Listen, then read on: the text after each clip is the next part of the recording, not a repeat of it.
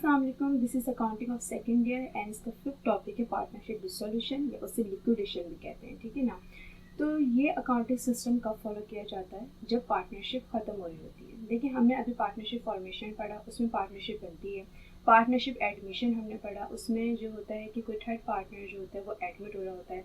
Partnership retirement पढ़ा, उसमें क्या होता है कि कोई थर्ड पर्सन जो है या थर्ड पार्टनर जो है वो रिटायर हो रहा होता है, ठीक है। फिर हमने पढ़ा partnership distribution profit and loss, उसमें जो है प्रॉफिट या लॉस जो होता है उसकी डिस्ट्रीब्यूशन जो है डिस्कस की जाती है कि किस तरीके से पार्टनरशिप में अगर प्रॉफिट एंड लॉस होता है तो वो किस तरीके से पार्टनर्स में डिस्ट्रीब्यूट किया जाता है। अब है partnership dissolution, liquidation of partnership, ठीक है। इसके दो नाम हैं, या इसे पार्टनरशिप डिसोल्यूशन कह लें या इसे लिक्विडेशन पार्टनरशिप कह लें, जो मर्जी आप कह सकते हैं, मतलब एक ही है। तो डिसोल्यूशन पार्टनरशिप जो है, लिक्विडेशन पार्टनरशिप जो है, ये अकाउंटिंग सिस्टम का फॉलो किया जाता है जब एक पार्टनरशिप ख़त्म हो रही होती है। क्योंकि देखिए, जब पार्टनरशिप स्टार्ट होती है तो साथ साथ प्रॉफिट भी होता है या कभी लॉस भी होता है। ज़रूरी नहीं कि आपको प्रॉफिट ही होता रहे, ठीक है ना। जैसे कि हम लगाएं 2020, तो 2020 में किसी पार्टनरशिप को लॉस हुआ, फिर उन्होंने कहा यार एक साल की तो लॉस हुआ है, तो 2020 में जब उनको लॉस हुआ तो उन्होंने सोचा यार एक ही साल हमें लॉस हुआ है, हम बिजनेस को जो है वो कंटिन्यू करते हैं, शायद हमें अगले साल जो है वो प्रॉफिट हो। फिर वो 2021 में आते हैं, फिर उन्हें लॉस हो जाता है, प्रॉफिट नहीं होता। फिर वो कहते हैं यार 2 ही साल तो हैं, चलो अगले साल जाते हैं, कंटिन्यू करते हैं बिजनेस और शायद अब लॉस ना हो हमें। तो तीसरे साल में भी उनको लॉस होता है। तो इस तरीके से जब लगातार लॉस होता है तो फिर पार्टनरशिप, जो पार्टनर्स होते हैं पार्टनरशिप में, वो डिसाइड करते हैं कि यार अब हम अपने बिजनेस को कंटिन्यू नहीं कर सकते क्योंकि हमें लगातार लॉस होता जा रहा है। और अगर हम दोबारा से अगेन अगर कंटिन्यू करते हैं आगे चल के बिजनेस और हमें फिर लॉस हो गया तो फिर हम क्या करेंगे, ठीक है। तो इस सिचुएशन में क्या होता है कि तीनों पार्टनर्स बैठते हैं और ये डिसाइड करते हैं कि यार अब हम अपनी पार्टनरशिप को लिक्विडेट कर देते हैं, ख़त्म कर देते हैं। तो उसका प्रोसेस क्या होता है? उसका प्रोसेस ये होता है कि अगर उनकी पार्टनरशिप में एसेट्स वगैरह हैं तो वो सेल आउट हो जाते हैं, कोई लायबिलिटी वगैरह है वो पे हो जाती है, और भी कुछ ऐसी चीज़ें हैं जैसे कोई लायबिलिटी है और कोई फिक्स एसेट वगैरह है तो वो सब जो है वो सेल आउट होके, और जितने भी उनकी इन्वेस्टमेंट बचती है पार्टनरशिप में वो अपने अपने घर ले जाते हैं। जितने भी पार्टनर्स हैं, 2 पार्टनर्स हैं, 3 पार्टनर्स हैं, ठीक है। लेकिन अगर पार्टनरशिप में एसेट्स वगैरह हैं, लायबिलिटी वगैरह है, तो उसको पहले सेटल करेंगे। एसेट्स वगैरह जो है वो सेल आउट हो जाते हैं एंड लायबिलिटीज जो है वो पे ऑफ हो जाती हैं। तो पार्टनरशिप डिसोल्यूशन के जो एग्जाम्स में क्वेश्चंस आते हैं वो किस तरीके से आते हैं, उनको किस तरीके से सॉल्व किया जाता है, क्या रिक्वायर्ड होती है, वो हम पार्टनरशिप डिसोल्यूशन के टॉपिक में देखते हैं। क्वेश्चन नंबर 1 देख लेते हैं। Question number 1, following is the balance sheet of Siddique brothers December 31, 2018। ये बैलेंस शीट दी हुई सिद्दीक ब्रदर्स, ये एसेट्स हैं एंड ये इक्विटीज है। एसेट्स में अगर देखा जाए तो कैश है और अदर एसेट्स हैं। इक्विटी साइड पे देखा जाए तो अकाउंट पेबल है एंड 3 जो पार्टनर्स हैं आरिफ, बासित एंड कासिम, उनके यहाँ पे कैपिटल्स दिए गए हैं। ये टोटल एसेट्स हो गए, ये टोटल इक्विटीज हो गई हैं। आगे ये कह रहे हैं कि all partners decide to liquidate their business. सारे पार्टनर्स ने डिसाइड करा है कि बिजनेस को लिक्विडेट कर देते हैं by selling other assets and 1 lakh, ठीक है, एट 1 लाख। अदर एसेट जो है वो सेल कर दिए कितने के, 1 लाख के, एंड पे अकाउंट पेबल, और अकाउंट पेबल पे कर दिया है। Partner Arif personally insolvent and unable to meet his deficiency, ठीक है। देखिए यहाँ जो इंसॉल्वेंट एंड सॉल्वेंट का नाम आएगा ना, देखिए सॉल्वेंट वो होते हैं कि अगर लॉस हो जाता है, ठीक है ना, लॉस हो जाता है तो लेकिन फिर भी जो है ना वो पे करना होगा। जैसे कि फॉर एग्जांपल अकाउंट पेबल है, अब एक पार्टनर कह रहा है यार मेरे पास तो इतने पैसे नहीं हैं कि मैं जो है वो लायबिलिटी आप लोगों के साथ पे कर सकूँ। जैसे कि 3 पार्टनर्स हैं, ठीक है ना, अब 2 पार्टनर्स जो हैं वो लायबिलिटी पे कर सकते हैं क्योंकि इसके भी हिस्से लगते हैं कि भाई कितना हिस्सा जो है वो आरिफ देंगे, कितना हिस्सा बासित देंगे, कितना हिस्सा कासिम देंगे, क्योंकि जो लायबिलिटी है वो इन तीनों की होगी और तीनों आपस में मिलके जो है वो मतलब पे करेंगे। तो भाई यहाँ पे कह रहे हैं कि भाई आरिफ जो है ना वो इंसॉल्वेंट है। इंसॉल्वेंट मतलब उनके पास इतने रिसोर्सेज नहीं हैं कि वो जो है ये जो कोई भी लॉस वगैरह होता है या आगे चल के कोई लायबिलिटी होती है तो पे कर सके, लेकिन कुछ अमाउंट है जो पे कर सकते हैं, ठीक है। तो जब हम आगे जाते हैं तो फिर हमें पता चलता है कि कितने की जो है इनको पैसों की ज़रूरत हो रही है। तो अगर इंसॉल्वेंट है तो फिर जो भी अगर पैसों की ज़रूरत हुई आरिफ को तो आरिफ खुद से पे नहीं कर सकते, फिर क्या करेंगे, अदर पार्टनर्स जो है वो इनकी हेल्प करेंगे और वो जो भी लॉस वगैरह होगा वो अदर पार्टनर्स इनको देंगे। और सॉल्वेंट का मतलब ये होता है कि अगर कोई भी मसला हो, जैसे पैसों की अगर आगे चल के नीड हो तो पार्टनर्स खुद दे सकते हैं क्योंकि वो सॉल्वेंट है, और इंसॉल्वेंट है तो वो नहीं दे सकते। कोई भी अगर अमाउंट की कमी होती है आगे चल के तो वो पे नहीं कर सकते, फिर अदर पार्टनर्स जो हैं वो हेल्प करते हैं। रिक्वायर्ड है record the above liquidation process in journal. जितना भी लिक्विडेशन प्रोसेस है वो सब जर्नल में हमें रिकॉर्ड करना है। यहाँ पे जो बेसिक रिक्वायर्ड होती है ना वो ये होती है कि जर्नल एंट्रीज होती हैं, आगे चल के लिक्विडेशन समरी भी होती है। इसके अलावा तो मेरे ख्याल से कि इसमें जो है ना वो रिक्वायर्ड नहीं होती है, लिक्विडेशन समरी होगी एंड जर्नल एंट्रीज होंगी, ये बेसिक रिक्वायर्ड है यहाँ पे, ज़्यादा यही आती है। तो सबसे पहले हम जर्नल एंट्रीज पर जाते हैं। जर्नल एंट्रीज के लिए हमने पूरा नाम वगैरह मेंशन किया, Siddique brothers journal entries for the month of December 31, 2018।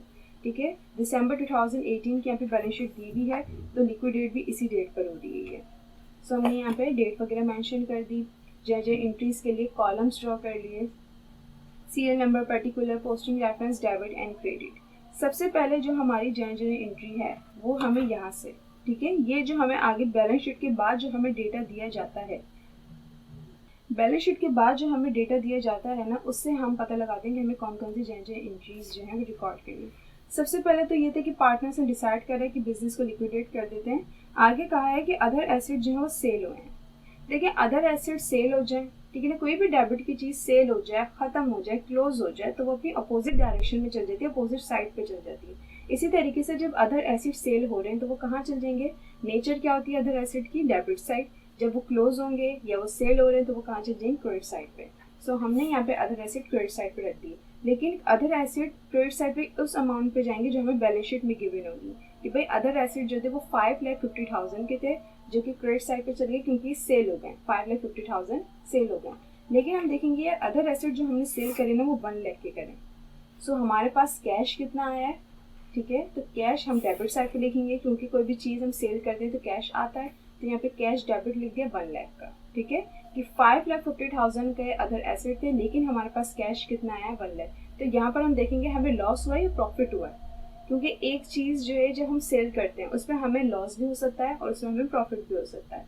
तो देखा जाए तो 5,50,000 के अदर एसेट्स थे, जो कि हमारे पास कैश जो आया वो 1 लाख का आया, तो 4,50,000 का जो है वो लॉस है। उस लॉस को हम रियलाइजेशन अकाउंट के नाम से यहाँ पे शो करते हैं, और लॉस अगर होगा तो रियलाइजेशन अकाउंट डेबिट साइड पर आएगा, अगर किसी चीज़ पे किसी अकाउंट पे हमें प्रॉफिट हो रहा है तो रियलाइजेशन अकाउंट क्रेडिट साइड पर आएगा। अगर देखा जाए तो हमें यहाँ पे लॉस है कि अदर एसेट ज़्यादा के थे लेकिन कम की सेल हुए, तो रियलाइजेशन जो है वो डेबिट साइड पर आए क्योंकि हमें लॉस हुआ है 4,50,000 का। ठीक है, रियलाइजेशन अकाउंट कहाँ गया, डेबिट साइड पर।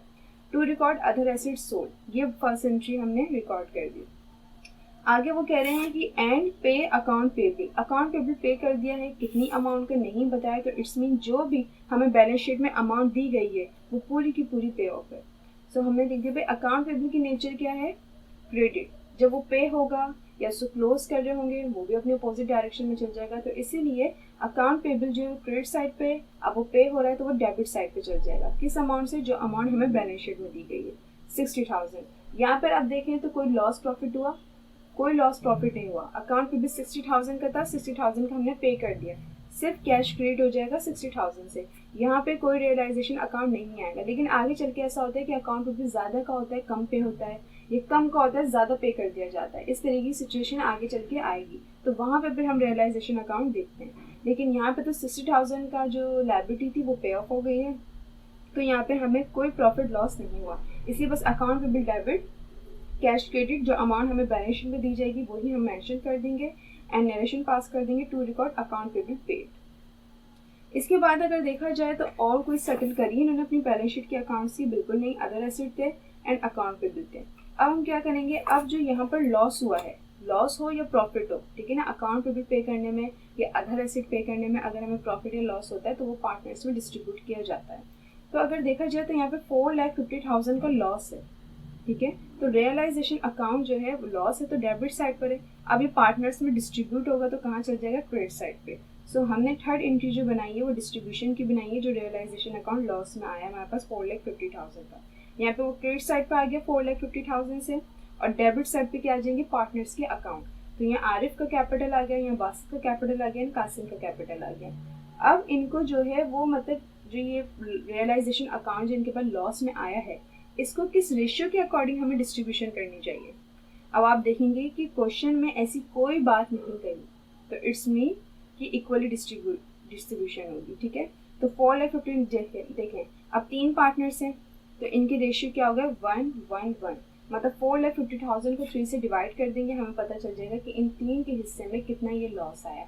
2 पार्टनर्स होंगे तो लॉस को 2 से डिवाइड करेंगे, या प्रॉफिट हो कुछ भी हो, जब भी इक्वल डिस्ट्रीब्यूशन हो रही होती है ना, तो जो भी अमाउंट डिस्ट्रीब्यूट करनी होती है हमें, उसको अगर 2 पार्टनर्स हैं तो 2 से डिवाइड कर देंगे, 3 पार्टनर्स हैं तो 3 से डिवाइड कर देंगे, 4 पार्टनर्स हैं 4 से डिवाइड कर देंगे। यहाँ पर लॉस कितना 4,50,000 का, पार्टनर्स कितने 3, हमने 3 से डिवाइड कर दिया, और यहाँ पे लिख दिया कि 4,50,000 को डिवाइड करके 3 से मल्टीप्लाई बाय 1/3, ठीक है। एंड 4,50,000 मल्टीप्लाई 1/3, 4,50,000 मल्टीप्लाई 1/3, क्योंकि इनके रेशियो जो होंगे वो 1:1 होंगे। जब आपने 1 और 1 को प्लस किया तो 3 हो गया, तो टोटल रेशियो 3 नीचे आ गया और ऊपर क्या हो गया, इनकी रेशियो आ गया, तो सबका ही 1:1 है। मतलब 3 पार्टनर्स अगर हैं ये, तो हर प्रॉफिट एंड लॉस की 3 हिस्से करते हैं और एक एक हिस्सा जो है वो अपने में बांट लेते हैं। तो 4,50,000 को जो आप डिवाइड करेंगे 3 से, तो आपके पास 1,50,000 आएगा तीनों के कॉलम्स में, ठीक है। टू रिकॉर्ड लॉस डिस्ट्रीब्यूटेड, ये लॉस था जो कि डिस्ट्रीब्यूट हो गया। अब हम क्या करेंगे, जब अदर एसेट सेल हो जाए, अकाउंट पेबल पे ऑफ हो जाए और जो भी लॉस प्रॉफिट हुआ है वो डिस्ट्रीब्यूट हो जाए, उसके बाद फिर क्या करते हैं, इनके अकाउंट्स को ख़त्म कर देते हैं। इनके अकाउंट्स क्रेडिट साइड पर क्लोज होते हुए डेबिट साइड पे चल जाएंगे, और जो है जितना भी पैसा बन रहा होगा वही घर ले जाएंगे, ठीक है ना। लेकिन उससे पहले देखेंगे कि इनको जो लॉस मिला है ये बिल्कुल इनके कैपिटल के अकॉर्डिंग है, मतलब ऐसा तो नहीं कि इनका कैपिटल वगैरह जो है वो कम है और लॉस इन्हें ज़्यादा हो गया। तो देखा जाए तो आरिफ का कैपिटल था 1 लाख, लेकिन इनको लॉस कितना हो गया 1,50,000 का। अब 1 लाख को जब आप 1,50,000 से माइनस करेंगे तो 50,000 जो है वो आरिफ के ऊपर ही निकलने हैं और आरिफ को ये पे करने हैं, ठीक है। लॉस हमेशा कैपिटल से कम होना चाहिए, अगर कैपिटल से ज़्यादा है तो इट्स मीन वो पे करेंगे। तो देखिए यहाँ पर 1 लाख था और यहाँ पर 1,50,000 है, तो 50,000 की आरिफ को नीड है कि वो पार्टनरशिप में पे करेंगे, लेकिन यहाँ पे ये बात जाहिर है कि आरिफ इंसॉल्वेंट है, आरिफ ये पे नहीं कर सकते। इसलिए क्या होगा कि जो अदर पार्टनर्स है बासित एंड कासिम, वो इनकी मदद करेंगे और जितने भी पैसों की ज़रूरत होगी वो पे ऑफ करेंगे। तो देखा जाए तो आरिफ को कितने पैसों की ज़रूरत है 50,000 की, तो आरिफ कैपिटल हमने क्रेडिट साइड पे 50,000 का रख दिया, क्योंकि आरिफ को 50,000 की कैपिटल इंक्रीज करना है। तो आरिफ का कैपिटल तो हमने 50,000 से रख दिया, लेकिन अगर आरिफ खुद ला रहे होते तो डेबिट साइड पे कैश आता है कि भाई आरिफ लेके आ रहे हैं, लेकिन आरिफ ये लेके नहीं आ रहे क्योंकि आरिफ इंसॉल्वेंट है, नहीं पे कर सकते जितने भी पैसों की ज़रूरत है आगे चलते। तो फिर बासित एंड कासिम अपने कैपिटल को कम कर रहे हैं और वो आरिफ की मदद कर रहे हैं। तो कितने से कम कर रहे हैं, अब ये इक्वल पार्टनर्स हैं, अब 50,000 को इन 2 में डिस्ट्रीब्यूट करना है, तो इनको 2 से डिवाइड कर दिया। जब 50,000 को 2 से डिवाइड करेंगे तो 25,000 आ जाएगा, 50,000 को 2 से डिवाइड करेंगे तो 25,000 आ जाएगा। कि बासित एंड कासिम ने 25,000 दिए और आरिफ के कैपिटल को 50,000 से इंक्रीज कर दिया। टू रिकॉर्ड डिफिशियंसी, इसका नाम होगा डिफिशियंसी। किसी पैसे की ज़रूरत होगी तो वहाँ पे जो नरेशन पास होगी वो डिफिशियंसी के नाम से होगी कि आरिफ का कैपिटल 1 लाख था, 1,50,000 का उनको लॉस हो गया है, 50,000 जो है वो बासित एंड कासिम ने दे दी है, तब इनका कैपिटल ख़त्म। इनके पास कुछ नहीं है जो ये घर लेके जा सके, ठीक है। 1 लाख का इनका कैपिटल था, ठीक है। आप जब इनकी एंट्री जो है वो एंट्री होती है डिसोल्यूशन की एंट्री, तो डिसोल्यूशन की एंट्री में देखेंगे कि कंपनी में पार्टनरशिप में इनके पास कोई अमाउंट है जो ये घर लेके जा सकते हैं। तो हमने देखा कि आरिफ का कैपिटल 1 लाख का था, इनको 1,50,000 का लॉस हो गया, फिर 50,000 जो है वो बासित एंड कासिम ने जो है वो दे दिए हैं, तो ज़ीरो, इनका कैपिटल 0 है। अब कोई पैसा नहीं है इनके पास, कोई कैपिटल नहीं है जो ये घर लेके जा सकें, तो इसलिए इनका कैपिटल यहीं पे क्लोज हो जाएगा, ठीक है। इसके बाद बासित एंड कासिम को देखते हैं, तो बासित एंड कासिम के 2 लाख कैपिटल थे और 1,50,000 का इन दोनों को लॉस हुआ, तो 50,000 अभी भी इनके पास हैं। देखें हमने देखा 2 लाख कि 2 लाख इनका कैपिटल था, 1,50,000 का इनको लॉस हुआ, तो 50,000 अभी भी हैं इनके पास जो किसी को नहीं देने और घर लेके जा सकते हैं। लेकिन फिर आगे चल के देखेंगे कि बासित एंड कासिम ने जो है वो आरिफ को 25,000 दिए। तो जैसे कि मैं अभी बासित की कैलकुलेशन कर रही थी कि इनके पास 2 लाख का कैपिटल था, 1,50,000 का लॉस हुआ, फिर इनके पास जो रिमेनिंग अमाउंट बची वो 50,000 बची। 50,000 में से 25 भी हटा देते हैं क्योंकि इन्होंने आरिफ को दिए, तो अभी भी 25,000 हैं जो किसी को नहीं देने और इसलिए घर ले जाएंगे। तो देखा जाए तो डिसोल्यूशन के एंट्री में हम क्या करेंगे कि बासित कैपिटल जो है वो 25,000 से क्लोज हो रहा है, ठीक है। और यहाँ पे जो डिसोल्यूशन की एंट्री होगी उसमें कैपिटल्स डेबिट साइड पर आएंगे अगर उनके पास कोई अमाउंट है घर ले जाने वाली, ठीक है। तो हमने यहाँ पे भी कैलकुलेशन दिया है कि 2 लाख का इनका कैपिटल था, 1,50,000 का जो इनको लॉस हो गया, 25,000 आरिफ को दे दिया, अभी भी 25,000 हैं जो ये घर लेके जा सकते हैं। तो जब कैपिटल्स पार्टनर्स जो हैं वो अपने कैपिटल को घर लेके जा रहे हैं, ख़त्म कर रहे हैं, तो उनके कैपिटल्स कहाँ जाएंगे, डेबिट साइड पे। अब हम देखते हैं कासिम की भी ये सिचुएशन है कि 2 लाख का इनके पास कैपिटल था, 1,50,000 का उनको लॉस हुआ, 25,000 आरिफ को दिए और इसके बाद 25,000 अभी भी इनके पास हैं। तो इनके बासित एंड कासिम के कैपिटल जो क्लोज होगा वो 25,000 हो गए। क्रेडिट साइड पे कैश आ जाएगा 50,000 का। इन दोनों अमाउंट को जो आप प्लस करेंगे तो 50,000 का कैश आ जाएगा कि बासित एंड कासिम को 25,000 जो इनकी पार्टनरशिप में जो है वो अभी रिमेनिंग अमाउंट थी जो कि घर ले गए, ठीक है। और टू रिकॉर्ड डिसोल्यूशन की एंट्री इसी तरीके से पास होगी अगर पार्टनर्स के पास जो कोई भी अमाउंट है कि वो घर लेके जा सकते हैं, तो उसकी एंट्री ये होगी कि उनके पार्टनर्स के अकाउंट डेबिट साइड पर आ जाएंगे, क्रेडिट साइड पे कैश आ जाएगा।